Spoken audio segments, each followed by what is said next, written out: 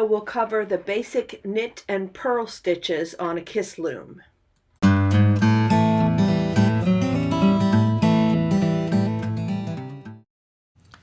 Okay, now we're going to look at the regular knit stitch or U-wrap stitch. This is sort of the most basic of the knit stitches, and I'm going to show you when I knit these edge stitches or turning pegs on my work. You always slip that stitch at the beginning of the row. So I knit it in my cast on row. Now I'm not going to knit it at the beginning of this row, so I'm going to bring my working yarn behind the pin and then in front, so I can do just a regular wrap around this peg, and you get that U shape, which is where the stitch gets its name from. I generally do, most of the time I will do about 6 to 7 stitches, and I'll wrap all of them. I'm going to do just 5 this time so you can see it. So I've wrapped each stitch, and in between each one I go behind the pin and then in front of the peg and around, and then you have to go behind the pin. That's the trick when you're doing when you're working on a kiss loom. You always have to be behind those pins in the back.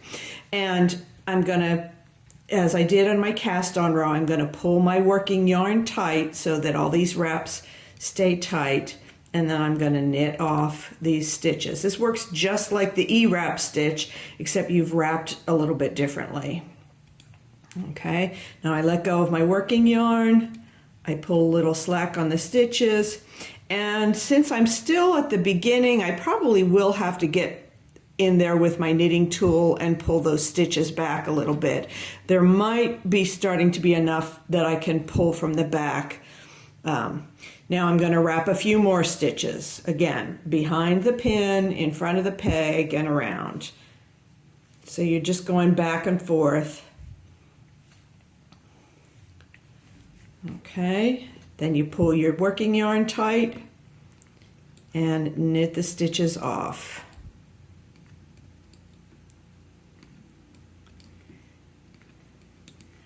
Then I let go of the working yarn, pull a little bit of slack, and I'll see whether I can get a hold. I can sort of get I'm pulling on the stitches from the row before just to pull everything back out of the way so that the stitches from the row before don't get in the way as I'm working. And I'm going to finish up this row. So I suggest that you knit several rows of the regular knit stitch. I'm actually going to show you next the purl stitch, and that works well for the beginning of a project. I usually do a few rows of garter stitch, which is alternating rows of knits and purls.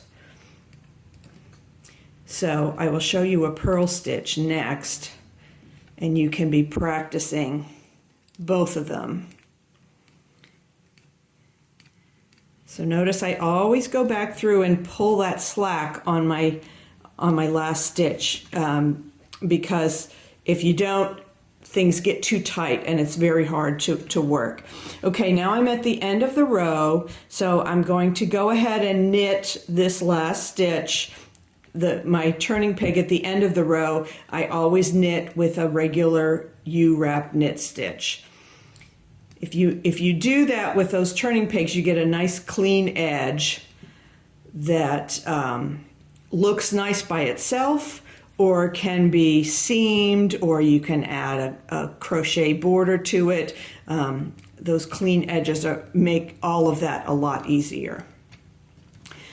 All right, so that is the knit stitch. It works the same both ways.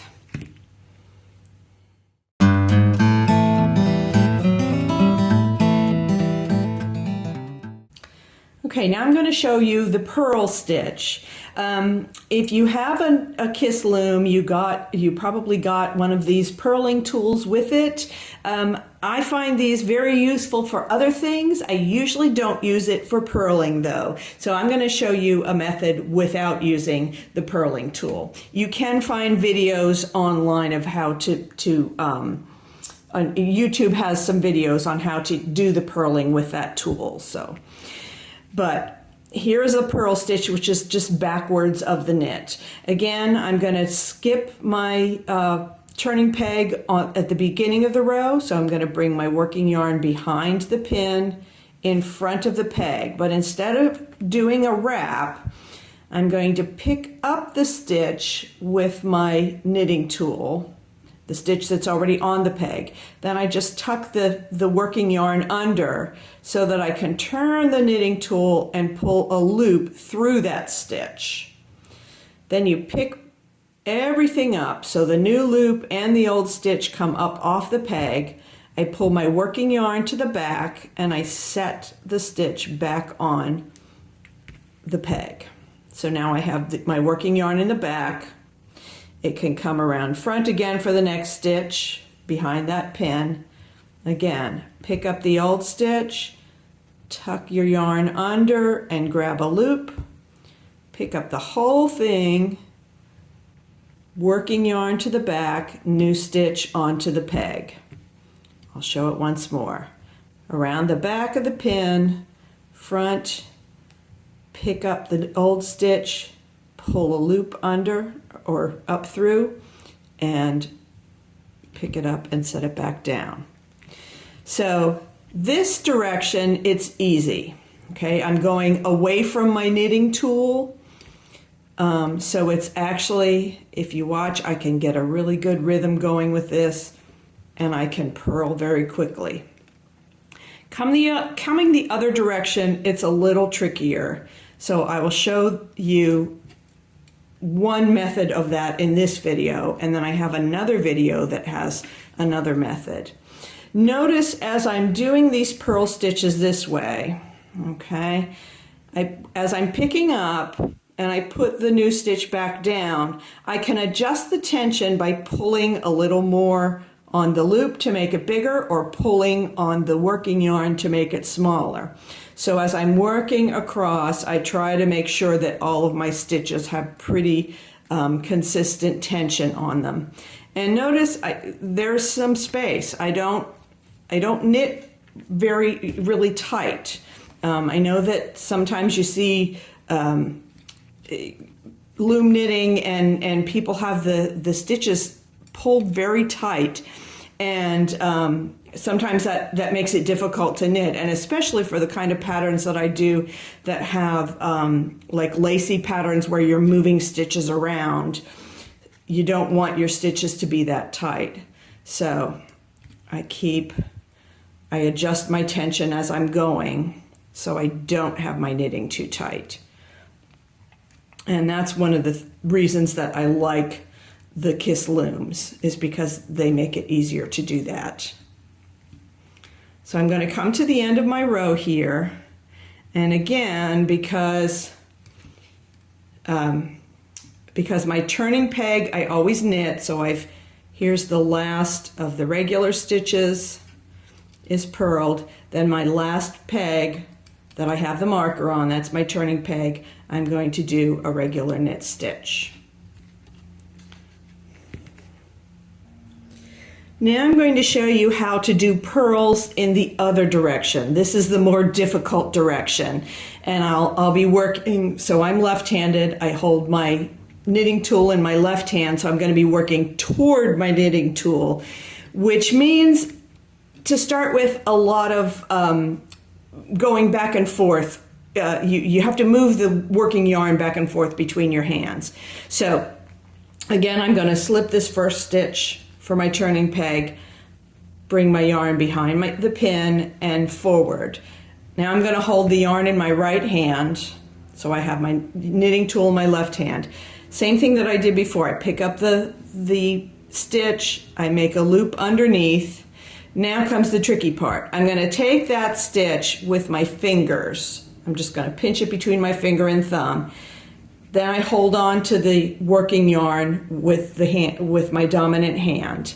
Pick the whole thing up and sit it back down. And then again, I'm going to sort of adjust the tension with my working yarn. Then it comes forward again, switch hands, pull the new loop, pick it up with your fingers. This is one way that you can do purls going the hard direction. I have another video that shows a technique I developed.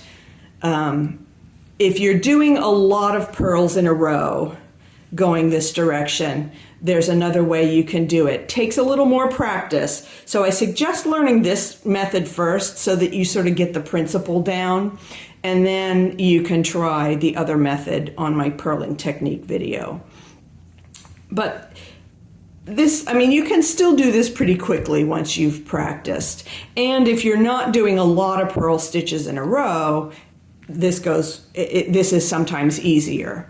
But it is not as easy as going the other direction, which is why when I set up my patterns, quite often I do some sort of a flat panel where there are shifted stitches and increases and decreases and things.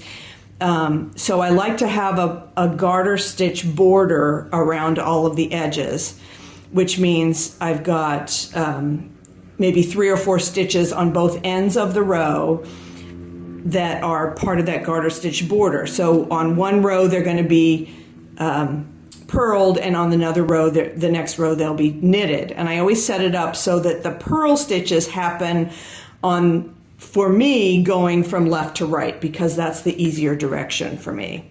So that's something to consider as you are setting up patterns and figuring out when you get started and you decide which side you're going to start casting on from and all of that. Always keep in mind which is your easier side to knit on. So I'm almost to the end of this row. Whoops. I got my stitch down and it was over the pin. So I'm going to pick it up so it doesn't get wrapped around to that pin, because that would cause me problems later. That's one of the things you just get used to watching for when you use Kiss looms. So when I get to the end of this row, I've purled, but on my turning peg or edge stitch at the end, I'm going to knit. So there's my last purl, and I will knit that last one. And that is purling in both directions. The next video will cover the twisted knit and purl stitches.